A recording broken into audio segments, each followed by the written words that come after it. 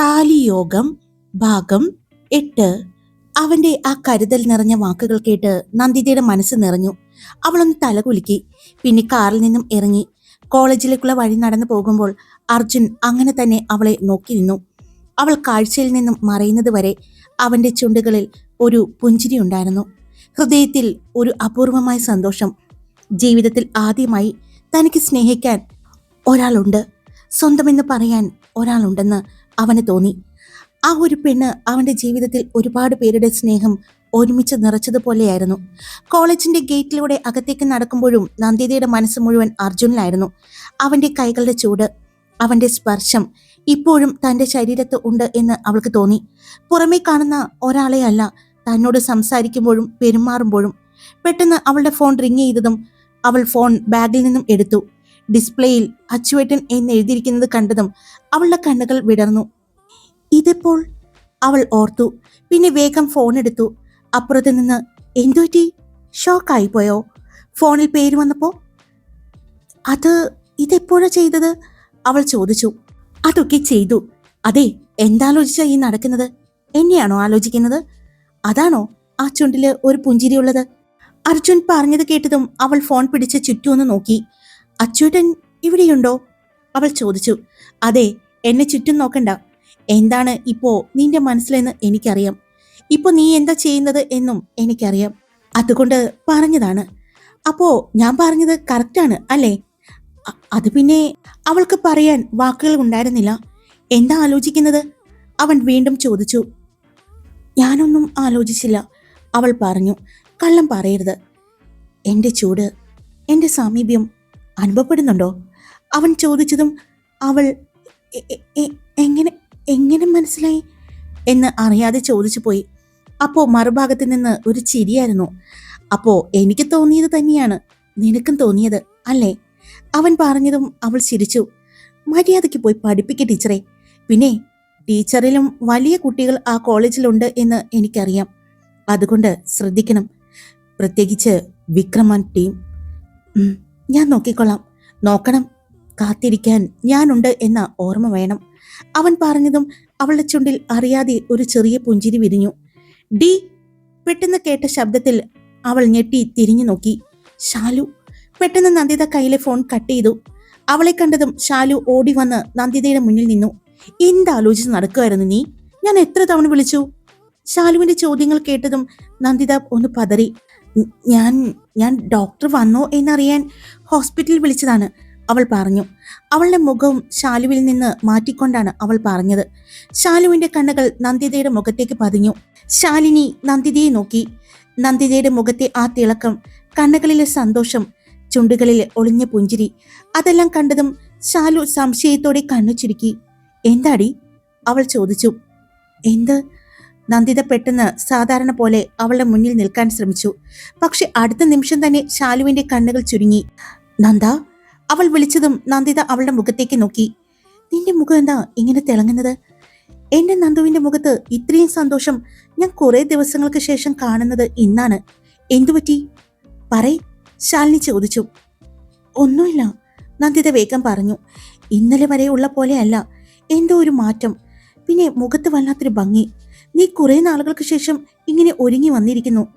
പിന്നെ നിന്റെ ചുണ്ടില് ഒരു പുഞ്ചിരി ഉണ്ടായിരുന്നു ഞാൻ നിന്നെ വിളിക്കുമ്പോ. അതിലൊരു നാണവും. എന്താ എന്താ എന്റെ നന്ദയ്ക്ക് പറ്റിയത്? വീണ്ടും കുറെ ദിവസങ്ങൾക്ക് ശേഷം പഴയ നന്ദയെ മാറിയതുപോലെ.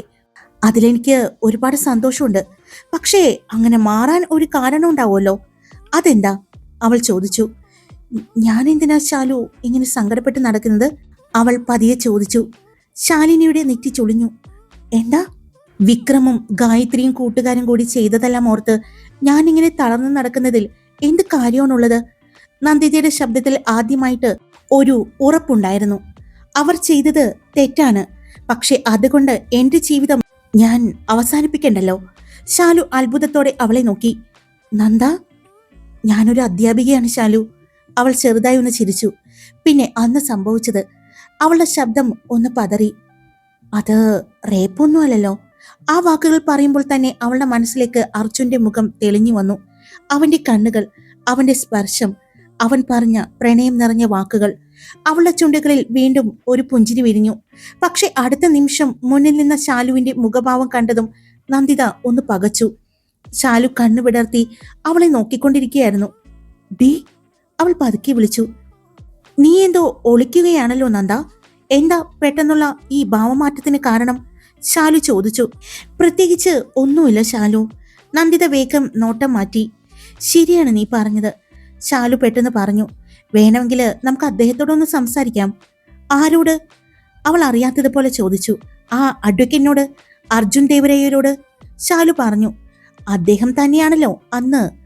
അദ്ദേഹത്തിന് ആ സംഭവം ഓർമ്മയുണ്ടെങ്കിൽ ഒരുപക്ഷെ ഇങ്ങോട്ട് വന്നേനെ. അല്ലെങ്കിൽ ഇനി അറിയാഞ്ഞിട്ടാണോ? അല്ലെങ്കിൽ പിന്നെ അറിഞ്ഞിട്ടും കൂടെയുള്ളത് ആരാണെന്ന് മനസ്സിലാവാത്തത് കൊണ്ടാണോ? ശാലു പറഞ്ഞു കേട്ടിട്ടും നന്ദിത മിണ്ടാതെ നിന്നു. എനിക്ക് തോന്നുന്നത് അദ്ദേഹത്തിന് ഒന്നും അറിയില്ല എന്നാണ്, ശാലു ചിന്തിച്ചുകൊണ്ട് പറഞ്ഞു. നമുക്കൊന്ന് അറിയിച്ചു കൊടുത്താലോ? നന്ദിത പെട്ടെന്ന് തലയുയർത്തി അവളെ നോക്കി. കാര്യങ്ങൾ നമുക്ക് ചോദിച്ചിട്ട് അദ്ദേഹം ആരാണ് കൂടെയുണ്ടായത് എന്ന് അന്വേഷിക്കുകയാണെങ്കിൽ നമുക്ക് കാര്യങ്ങൾ ആ സാറിനോട് പറയാം. ചിലപ്പോ എന്റെ നന്ദ മിസ്സിസ് അർജുൻ ദേവരയ്യർ ആയാലോ? ആ വാക്കുകൾ കേട്ട നിമിഷം നന്ദിതയുടെ ഹൃദയം ഒരു നിമിഷം നിശ്ചലമായതുപോലെ തോന്നി. അവളുടെ കണ്ണുകൾ വലുതായി, മുഖം പെട്ടെന്ന് ചുവന്നു. ശാലുവിന്റെ മുഖത്തേക്ക് അവൾ പകപ്പോടെ നോക്കി നിന്നു. കാരണം രാവിലെ കൂടി അർജുൻ തന്നോട് പറഞ്ഞ വാക്കുകളാണ്. ആ പേര് കേൾക്കുമ്പോൾ പോലും അവളുടെ ഹൃദയം ഇപ്പോൾ വല്ലാതെ തുടിക്കുന്നുണ്ടായിരുന്നു. അതൊന്നും വേണ്ട, നന്ദിത പെട്ടെന്ന് പറഞ്ഞു. ശാലു അവളെ നോക്കി കണ്ണു ചുരുക്കി. വേണ്ടെങ്കിൽ വേണ്ട, പക്ഷേ ഇനി അഡ്വക്കേറ്റ് സാറ് തന്നെ എല്ലാം കണ്ടെത്തി നിന്റെ മുന്നിൽ വന്നാൽ? ശാലു ഒരു ചോദ്യത്തോടെ അവളെ നോക്കി. നന്ദിതയുടെ മനസ്സിൽ അർജുന്റെ മുഖം വീണ്ടും തെളിഞ്ഞു. അതപ്പോഴല്ലേ നോക്കാം. അവൾ ഒഴിഞ്ഞു മാറാൻ ശ്രമിച്ചു. പക്ഷെ ശാലു ചിരിച്ചുകൊണ്ട് അവളുടെ തോളിൽ കൈവച്ചു. എന്തായാലും നിന്റെ ഈ മാറ്റം എനിക്ക് ഇഷ്ടപ്പെട്ടു. അവളുടെ ശബ്ദത്തില് ആ സന്തോഷം ഉണ്ടായിരുന്നു. ആ വിക്രമും കൂട്ടരും നിന്നെ തളർന്നു കണ്ടാൽ മാത്രമേ സന്തോഷിക്കൂ. പക്ഷേ ഇനി അങ്ങനെയല്ല. പഴയ നന്ദിതയേക്കാൾ ഒരു പടി മുന്നിൽ നിൽക്കുന്ന നന്ദിതയായിരിക്കണം ഇനി നീ. അവന്മാര് നിന്നെ കണ്ട് ഞെട്ടണം. ശാലിനിയുടെ ആ വാക്കുകൾ നന്ദിതയുടെ ഉള്ളിലേക്ക് പതിഞ്ഞു. അവൾ ചെറുതായി ചിരിച്ചു.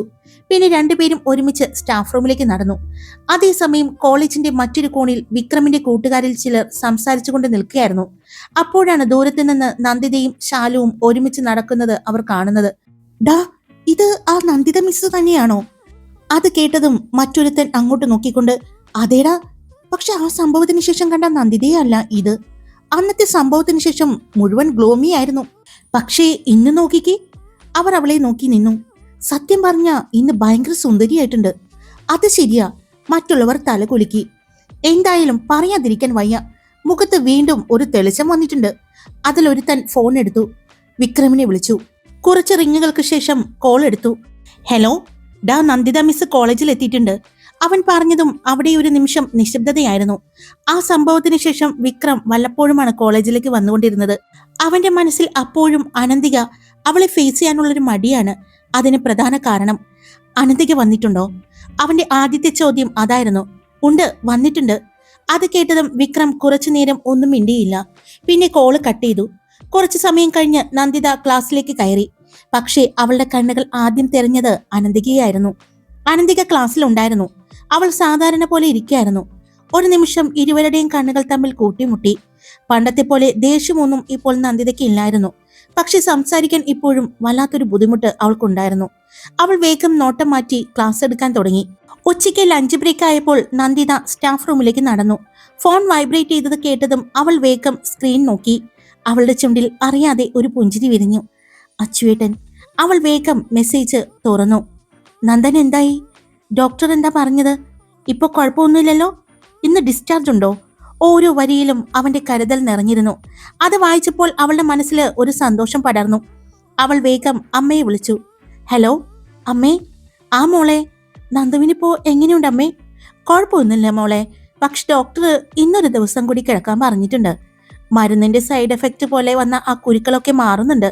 അതൊക്കെ മാറിയിട്ട് പോകാമെന്ന് പറഞ്ഞു. നന്ദിത ശാന്തമായി കേട്ടു നിന്നു. പിന്നെ മോളെ, ഡോക്ടർ ഒരു ആയുർവേദ ഹോസ്പിറ്റലിന്റെ കാര്യം പറഞ്ഞിട്ടുണ്ട്. അവിടെ കൊണ്ടുപോയാൽ ചിലപ്പോൾ വേഗം ഭേദമാകുമെന്ന് പറഞ്ഞിട്ടുണ്ട്. ഒരുപാട് പേർക്ക് നല്ല മാറ്റം ഉണ്ടായിട്ടുണ്ടെന്ന് പറഞ്ഞു. അത് കേട്ടപ്പോൾ നന്ദിതയുടെ കണ്ണുകൾ പ്രതീക്ഷ നിറഞ്ഞു. എന്തായാലും അമ്മ അന്വേഷിച്ചു നോക്ക്. ഹോസ്പിറ്റൽ ഡീറ്റെയിൽസ് എനിക്കൊന്ന് അയച്ചു തരണം. ഞാനും അന്വേഷിക്കാം, അവൾ പറഞ്ഞു. ഞാൻ കോളേജ് കഴിഞ്ഞ് അങ്ങോട്ട് വരാം. വേണ്ട മോളെ, അമ്മ ഉടനെ പറഞ്ഞു. വൈകിട്ട് മഴയുണ്ടാകും. ഇത്രയും ദൂരം ഒറ്റയ്ക്ക് വരണ്ട. കാറ് നന്നാക്കിയോ? ഇല്ലമ്മേ, കിട്ടിയില്ല. എങ്കില് ഇന്നും ശാലിനിയുടെ കൂടെ നിന്നാ മതി. ഒറ്റയ്ക്ക് നിൽക്കണ്ട. അമ്മയുടെ വാക്കുകളില് കരുതൽ നിറഞ്ഞിരുന്നു. ശരി അമ്മേ, അവൾ പതിയെ പറഞ്ഞു. പിന്നെ കുറച്ചുനേരം അച്ഛനോടും നന്ദുവിനോടും സംസാരിച്ചു. നന്ദുവിന്റെ ശബ്ദം കേട്ടപ്പോൾ അവളുടെ മനസ്സ് വീണ്ടും വിങ്ങി. ശരി, ഞാൻ വീട്ടിലെത്തിയിട്ട് വിളിക്കാം എന്ന് പറഞ്ഞ് കോള് കട്ട് ചെയ്തു. അപ്പോഴേക്കും ശാലു അവളെ കാത്ത് പുറത്ത് നിന്നിരുന്നു. ഡി, ഞാൻ ഭക്ഷണം കൊണ്ടുവന്നിട്ടില്ല. അതൊന്നും കുഴപ്പമില്ല, നമുക്ക് ക്യാൻറ്റീനിലേക്ക് പോകാം, നന്ദിത പറഞ്ഞു. രണ്ടുപേരും ഒരുമിച്ച് ക്യാൻറ്റീനിലേക്ക് നടന്നു. ആ സമയം മുഴുവൻ നന്ദിതയ്ക്ക് അർജുനെ വിളിക്കണമെന്ന് തോന്നുന്നുണ്ടായിരുന്നു. പക്ഷേ ശാലു കൂടെ ഉള്ളത് കൊണ്ട് അവൾക്ക് പറ്റുന്നുണ്ടായിരുന്നില്ല. രാവിലെ നന്ദിതയെ കോളേജിൽ മുന്നിൽ ആക്കിയ അർജുൻ നേരെ ഓഫീസിലേക്കാണ് എത്തിയത്. അവിടെ നല്ല തിരക്കുണ്ടായിരുന്നു. കേരളം മുഴുവൻ ശ്രദ്ധിക്കുന്ന ഒരു വലിയ കേസ്, മീഡിയയും ആളുകളും മുഴുവൻ കണ്ണുവെച്ചിരിക്കുന്ന കേസായതുകൊണ്ട് ഓഫീസ് മുഴുവൻ ടെൻഷൻ നിറഞ്ഞ അന്തരീക്ഷമായിരുന്നു. എങ്കിലും ലഞ്ച് ബ്രേക്ക് ആയപ്പോൾ അവൻ ആദ്യം എടുത്തത് ഫോണായിരുന്നു. നന്ദിതയുടെ മെസ്സേജ് വന്നിട്ടുണ്ടോ എന്ന് നോക്കി. പക്ഷേ റിപ്ലൈ ഒന്നുമില്ല. അവന്റെ മുഖം ചെറുതായി മങ്ങി. വിളിക്കണോ? അവൻ ഒരു നിമിഷം ആലോചിച്ചു. പിന്നെ ചെറുതായി ചിരിച്ചു. വേണ്ട, അവള് വിളിക്കട്ടെ. അവൻ ഫോൺ മേശപ്പുറത്ത് വെച്ചു. ലഞ്ച് ബ്രേക്ക് കഴിഞ്ഞ് ക്ലാസ്സിലേക്ക് പോകുന്നതിന് മുമ്പ് നന്ദിത ഫോൺ എടുത്തു. വേഗം അർജുന് മെസ്സേജ് ടൈപ്പ് ചെയ്തു. നന്ദന് കുഴപ്പമൊന്നുമില്ല എന്നും ഇന്ന് ഡിസ്ചാർജ് ഇല്ല, ഡോക്ടർ ഒരു ദിവസം കൂടി കിടക്കാൻ പറഞ്ഞു എന്നും വൈകിട്ട് ഞാൻ വീട്ടിലേക്ക് പോകും, എന്റെ കൂടെ ശാലുവും ഉണ്ടാകും. മെസ്സേജ് സെൻഡ് ആയതും അടുത്ത നിമിഷം തന്നെ ബ്ലൂടിക്ക് വന്നു. അവൻ കണ്ടു അത് എന്ന് മനസ്സിലായതും അവളുടെ ഹൃദയം ഒന്ന് വേഗത്തിൽ മിടിച്ചു.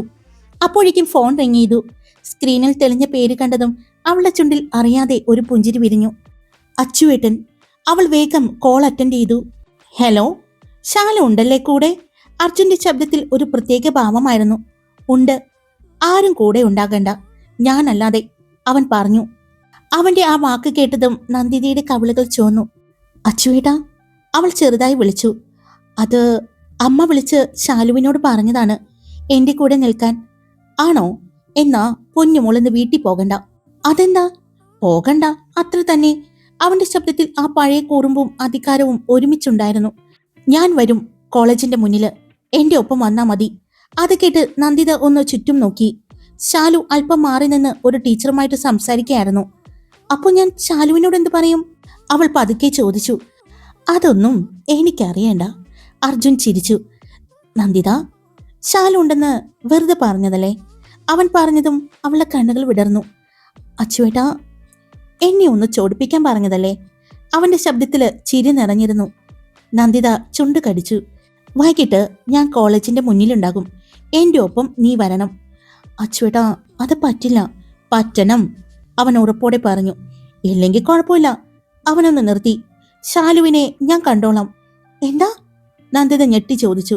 അതുപോരെ, ശാലുവിനോട് ഞാൻ എല്ലാം പറഞ്ഞോളാം. അവൻ പറഞ്ഞതും നന്ദിതയുടെ ഹൃദയം ഒന്ന് പിടഞ്ഞു. അയ്യോ വേണ്ട, അവൾ പെട്ടെന്ന് പറഞ്ഞു. ഞാൻ വെറുതെ പറഞ്ഞതാ. അമ്മ ശാലുവിന്റെ കൂടെ പോകാൻ പറഞ്ഞിരുന്നു, പക്ഷേ അതിന് ഞാനൊന്നും പറഞ്ഞിട്ടില്ല. അവൾ വെപ്രാളത്തോടെ പറഞ്ഞതും അർജുൻ പൊട്ടിച്ചിരിച്ചു. എന്തായാലും എന്നെ പറ്റിക്കാനല്ലേ നോക്കിയത്? ഇതിനുള്ള ശിക്ഷ വൈകിട്ട് ഞാൻ തരാം. അവന്റെ ശബ്ദം താഴ്ന്നു. ആ ശബ്ദം കേട്ടതും നന്ദിതയുടെ ഹൃദയം വീണ്ടും നിയന്ത്രണം വിട്ടുമിടിച്ചു. അച്ചുവേട്ടാ, അവൾ നാണത്തോടെയും ഭയത്തോടെയും വിളിച്ചു. ഒന്നും പറയണ്ട, അവൻ ചിരിച്ചു. വൈകിട്ട് ശാലുവിന്റെ കൂടെ പോകാൻ നിൽക്കണ്ട, ഞാൻ വരും കൊണ്ടുപോകാൻ. പിന്നെ അച്ചുവേട്ടാ, എനിക്ക് വൈകിട്ട് അമ്പലത്തിൽ പോകണമായിരുന്നു, അവൾ പതിയെ പറഞ്ഞു. എവിടെ? അവൻ ഉടൻ ചോദിച്ചു. എന്നെ ഒഴിവാക്കാനല്ലേ? അവന്റെ കുറുമ്പ് നിറഞ്ഞ ശബ്ദം കേട്ട് അവൾ ചിരിച്ചു. അല്ല, എന്നാ നമുക്ക് ഒരുമിച്ച് പോകാം. അവന്റെ ശബ്ദം വളരെ മൃദുവായി. അച്ചുവേട്ടന്റെ കൂടെ? എന്താ, ഞാൻ അമ്പലത്തിൽ പോകാറില്ല എന്ന് തോന്നുന്നുണ്ടോ? പോകുന്നില്ലെന്ന് ഞാൻ പറഞ്ഞിട്ടുണ്ടോ? അവൻ ചിരിച്ചുകൊണ്ട് ചോദിച്ചു. ഇല്ലല്ലോ, ഞാനും ഒരു ഈശ്വരവിശ്വാസിയാണ് മോളെ. അവന്റെ ശബ്ദത്തിൽ ഇത്തവണ ഒരു പ്രത്യേക ശാന്തതയുണ്ടായിരുന്നു. ഞങ്ങളുടെ വീട് കണ്ടിട്ടില്ലല്ലോ നീ? വീടിന്റെ നടുവിലായി ഒരു ചെറിയ പൂജാമുറിയുണ്ട്. പൂജാമുറി എന്ന് പറയാൻ പറ്റില്ല, എന്റെ അമ്മയുടെ ക്ഷേത്രം എന്നാ പറയുന്നത്. അവൻ പറയുമ്പോൾ അവന്റെ ശബ്ദത്തിൽ അമ്മയെക്കുറിച്ചുള്ള സ്നേഹം നിറഞ്ഞിരുന്നു. എന്തായാലും മോൾക്ക് ഇങ്ങോട്ട് വരുമ്പോൾ കാണാം. ആ വാക്കുകൾ കേട്ടതും നന്ദിതയുടെ മനസ്സൊന്ന് പിടഞ്ഞു. മോള് ഇങ്ങോട്ട് വരുമ്പോൾ. ആ വാക്ക് പോലും അവളുടെ ഹൃദയത്തെ തൊട്ടിരുന്നു. അപ്പൊ വൈകിട്ട് അമ്പലത്തിൽ പോകണം അല്ലേ? അവൻ വീണ്ടും ചോദിച്ചു. ഓക്കെ, പോകാം. എന്റെ കൂടെ ആദ്യമായിട്ട് ക്ഷേത്രത്തിൽ പോകുന്നതല്ലേ, നമുക്ക് സന്തോഷമായിട്ട് പോയിട്ട് വരാം. നന്ദിതയുടെ ചുണ്ടിൽ ഒരു ചെറിയ പുഞ്ചിരി വിരിഞ്ഞു. ശരി, എന്നാ ഞാൻ വിളിക്കാം. ഞാനിപ്പോ അല്പം തിരക്കിലാണ്, അർജുൻ പറഞ്ഞു. ഭക്ഷണം കഴിച്ചോ? അവൾ ചോദിച്ചു. ഞാൻ കഴിച്ചു കഴിഞ്ഞ് കൈ കഴുകുമ്പോഴാ മെസ്സേജ് കണ്ടത്. നീ കഴിച്ചില്ലേ? അവൻ ചോദിച്ചു. കഴിച്ചു അച്ചുവേട്ടാ, അവൾ ചിരിച്ചുകൊണ്ട് പറഞ്ഞു. അങ്ങനെ നല്ല കുട്ടിയായിട്ടിരിക്കണം. അന്നത്തെ ആ സംഭവത്തിന് ശേഷം നീ നന്നായി ക്ഷീണിച്ചിരുന്നു. ഭക്ഷണം കഴിക്കാതെ ടെൻഷനും സങ്കടവും എല്ലാം ആയിരുന്നല്ലേ? ഇനിയിപ്പോ അതൊന്നും വേണ്ട, നന്നായിട്ട് ഭക്ഷണം കഴിക്കണം. എനിക്ക് ആവശ്യമുള്ളതാണ്, എന്നെ താങ്ങാനുള്ളതല്ലേ? അവൻ പറഞ്ഞതും അവൾ പുഞ്ചിരിയോടെ തന്നെ വേഗം ഫോൺ കട്ട് ചെയ്തു. അവളുടെ ശരീരത്തിലൂടെ ഒരു കറണ്ട് പാസ് ചെയ്തതുപോലെ അവൾക്ക് തോന്നി. അതേ പുഞ്ചിരിയോടെ തന്നെ അർജുൻ ആ ഫോണിലേക്ക് നോക്കി. ഹായ്, എല്ലാവരും സുഖമായിട്ടിരിക്കുന്നോ? ഞാനും സുഖമായിട്ടിരിക്കുന്നു. അപ്പൊ സ്റ്റോറി ഇട്ടിട്ടുണ്ടേ, ഇഷ്ടപ്പെട്ടാൽ ലൈക്ക് ചെയ്യാനും ഹൈപ്പ് ചെയ്യാനും കമന്റ് ചെയ്യാനും സബ്സ്ക്രൈബ് ചെയ്യാനും മറക്കരുത് കേട്ടോ. അടുത്തതായിട്ട് പ്രണയമഴ ഉടൻ വരുന്നതാണേ.